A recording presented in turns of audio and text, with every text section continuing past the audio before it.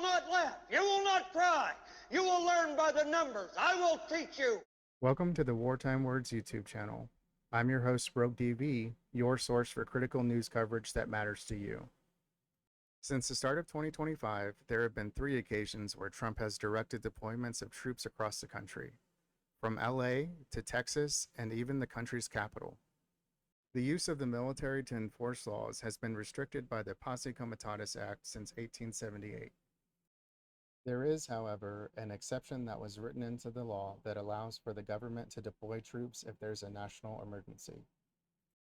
This loophole has allowed Trump to abuse his authority by either lying about an emergency or creating one with his show of force. Today, we will examine each event and try to quantify the impacts felt by the nation. During January of 2025, Trump signed an executive order that declared border crossings as a national emergency. Later that spring, the DoD would send active duty troops to Big Bend National Park. Originally, only 3,500 troops were sent, but as operations ramped up, the Pentagon released an article stating there were 8,500 troops conducting reconnaissance and support missions at our southern border. The assignment is expected to last 8 months, but despite its short time frame, tragedy has already struck. KTSM 9 News at 10, I'm Andy Morgan. And I'm Monica Cortez. Now, this crash happened this morning a little before 9 on New Mexico Highway 9. Now, that's just west of the Santa Teresa Border Patrol Station. The cause of the crash is still under investigation. All 3 soldiers were airlifted to a local hospital. Again, 1 soldier remains in serious condition tonight. The name of those 2 soldiers who died are being withheld at this time while their families are being notified. There's always risks involved with any deployment, but the panic at the border should not have resulted in a loss of life. Operations are still ongoing at this time, but let's hope that our military leaders can minimize the losses in the future. Since the start of this year, Texas officials have stated that the cost of Operation Lone Star has amounted to over $11 billion. They are currently seeking to recuperate some of those funds from the federal government because they claim it's a federal responsibility. It's an endless grift meant to enrich the powerful. I'm a native Texan, and where I grew up, I knew some illegal immigrants. They were legitimately the hardest working people I knew, doing jobs that Americans didn't want for shit pay. If Republicans were serious about the immigration issue, they would go after the business owners that employ them, but that's never part of the solution. Now here we are wasting taxpayer dollars paying contractors to force people out of the country. The only one who wins is them. All right, I'm going to get off my soapbox. Let's move on to our next example. In June of this year, Trump superseded Governor Gavin Newsom by taking control of the California National Guard and forcing the deployment of 2,700 troops by claiming that the protesters were rioting. Many of those in local government labeled Trump's actions as inflammatory. All right, let's play this clip. Begin in Los Angeles right now, where tensions are coming to a head between law enforcement and protesters once again. It was all sparked by immigration and customs enforcement raids in the city on Friday. Those ICE raids then leading to protests breaking out across the downtown Los Angeles area. And those protests continuing right now, even at this time in Paramount. This is a look at the clash between protesters and federal agents in Paramount. People were yelling, people were chanting, several flashbang smoke grenades were thrown into the street. The LA County Sheriff's Office said it was on scene just to keep the peace, but said it was not getting involved with making arrests. The sheriff has called for peaceful protests only. We will protect your right to peacefully protest, but we cannot and will not tolerate violence or destruction of property. And the Department of Homeland Security is now responding to the unrest in Los Angeles. President Donald Trump's border czar Tom Homan says the National Guard will be deployed in Los Angeles tonight. He made those comments on Fox News. Now, the White House has released a statement saying, in part, quote, in the wake of this violence, California's reckless Democratic leaders have completely abdicated their responsibility to protect their citizens. That is why President Trump has signed a presidential memorandum deploying 2,000 National Guard guardsmen to address the lawlessness that has been allowed to fester. Governor Gavin Newsom has responded to that announcement tonight. In a statement, the governor says, quote, the federal government is moving to take over the California National Guard and deploy 2,000 soldiers. That move is purposefully inflammatory and will only escalate tensions. LA authorities are able to access law enforcement assistance at a moment's notice, and we're in close coordination with the city and county, and there's currently no unmet need. The governor went on to say the Guard has been admirably serving LA throughout recovery. This is the wrong mission and will erode public trust. Again, that quote from Governor Gavin Newsom. Just before Trump ordered the deployment of troops, local law enforcement claimed that they had the situation under control. Conservatives routinely claim to uphold states' rights, but every one of them in Washington stood by while a state's control was trampled on by the federal government. States' rights for thee, not for me.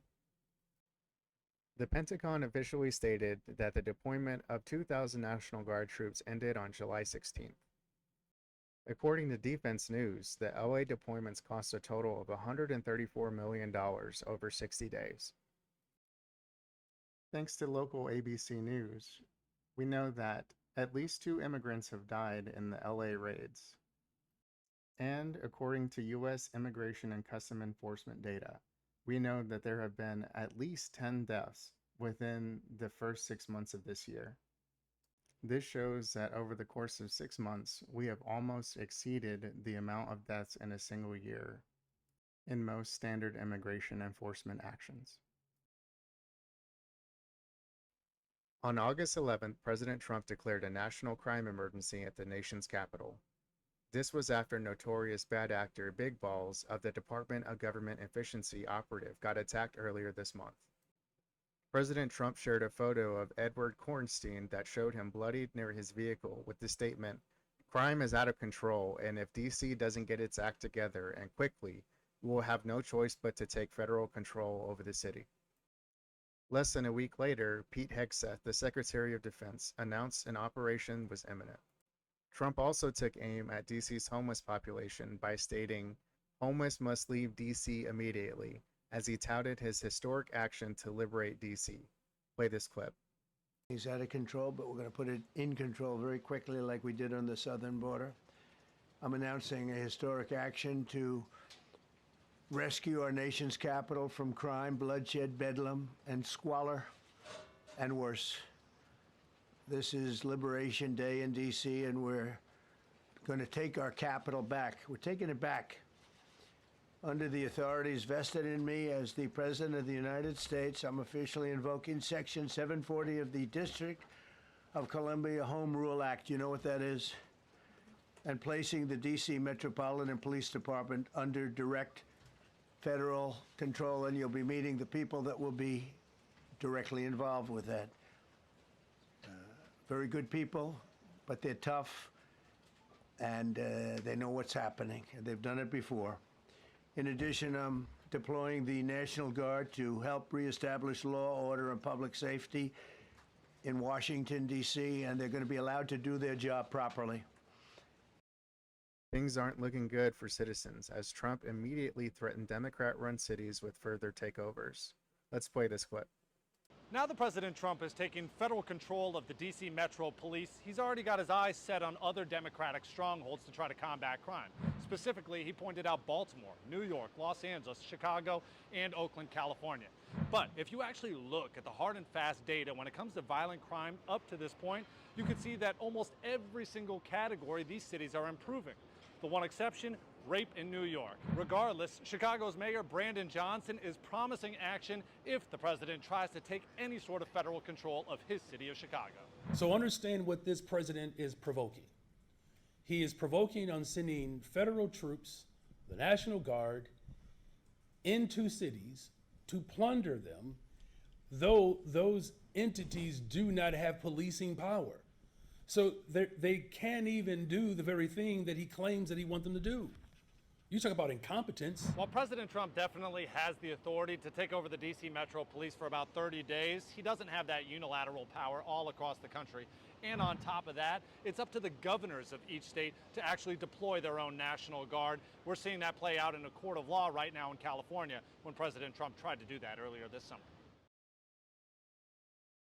As you can see, the president is starting to make a habit out of using his powers beyond the scope of what is allowed in this country. He has openly threatened cities in ways not previously seen in any administration before this one.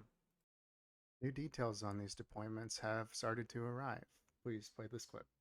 The fight for democracy in Washington, D.C., where protesters flooded the streets to rally against President Trump's federal police takeover.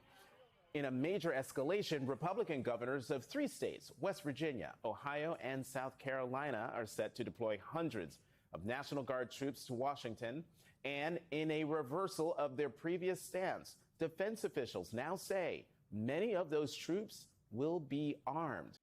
It's important to know that the tactic of deploying troops from other regions of a country was adopted by authoritarian regimes in China during the Tiananmen Square massacre. The rationale behind the decision is that troops stationed in the local area would have reservations against harming their peers. An outside entity ensures stricter adherence to orders, even more so when you realize that the Guard units that were pulled belonged to bastions of conservative ideology. The events that have played out since the start of this year should be eye-opening to anyone paying attention. We are living in an unprecedented time in history, and it's incumbent upon us to realize that despite the adage of words not hurting anyone, they are actively being used to bring harm to U.S. citizens and non-citizens alike. The videos that I make on recent events are designed to educate you and give you the tools to have critical conversations with friends, family, and fellow patriots. If we want to stop the dictator-in-chief, it's time to start calling out the bullshit. Hopefully the information I provided you with today can help you educate others.